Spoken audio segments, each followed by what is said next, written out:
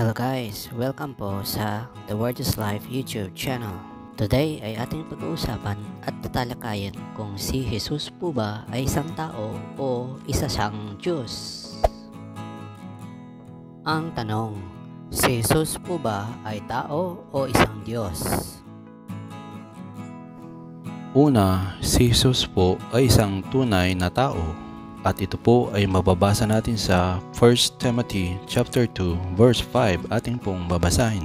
For there is one God and one mediator between God and men, the man, Christ Jesus. Ayan po, malinaw na sinabi ng Biblia ng ating Panginoong Hesus ay isang tao o man. Pangalawa, si Jesus po ay isang tunay na Diyos at ito po ay mababasa natin sa Hebrews chapter 1 verse 8 at John chapter 20 verse 28 at ganito po ang sinasabi. But to the Son, Jesus, He, God the Father says, Your throne, O God, is forever and ever. Ngunit tungkol sa anak na si Jesus ay sinasabi ng Diyos Ama, ang iyong luklukan o Diyos ay magpakailanman.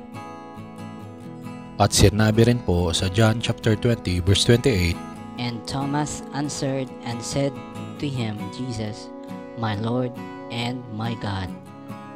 Sumagot si Tomas at sa kanya'y sinabi, Panginoon ko at Diyos ko.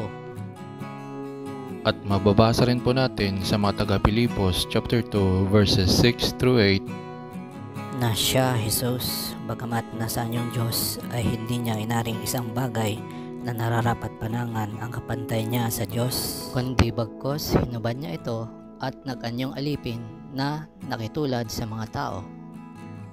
At palibasay na sumpungan sa anyong tao, siya'y nagpakababa sa kanyang sarili na nagmasunurin hanggang sa kamatayan, oo, sa kamatayan sa krus. At sa ating konklusyon, kaibigan, malinaw na sinasabi sa Biblia ng ating Panginoon Hesus po pala ay isang tunay na Diyos at siya rin po ay isang tunay na tao.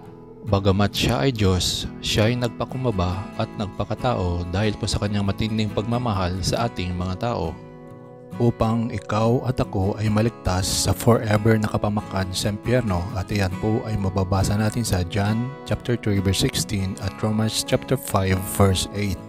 For God so loved the world that He gave His only begotten Son, that whosoever believes in Him should not perish but have everlasting life.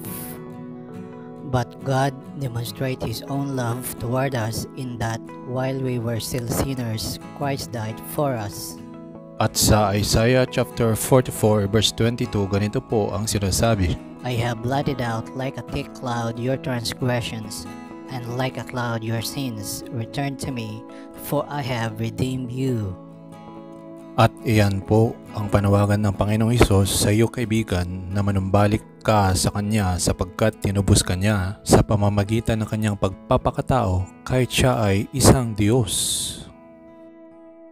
Ang pagtanggap mo kay Jesus kaibigan ay isang desisyon na kailangan mong gawin sa lalong madaling panahon bago mahuli ang lahat. Maaaring ito na po ang una at huli mong marinig ang panawagang ito ng ating Panginoon sa iyo para magbagong buhay at magsisi ka sa iyong kasalanan, kaibigan.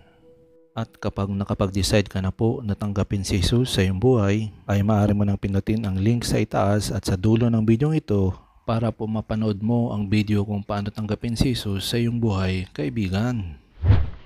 Ako po si Brother Chris at ito po ang ating programang The Word is Life.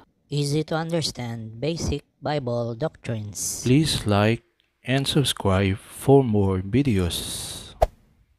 Maraming salamat po sa panonood at pagpalain po kayo ng ating Panginoong Diyos.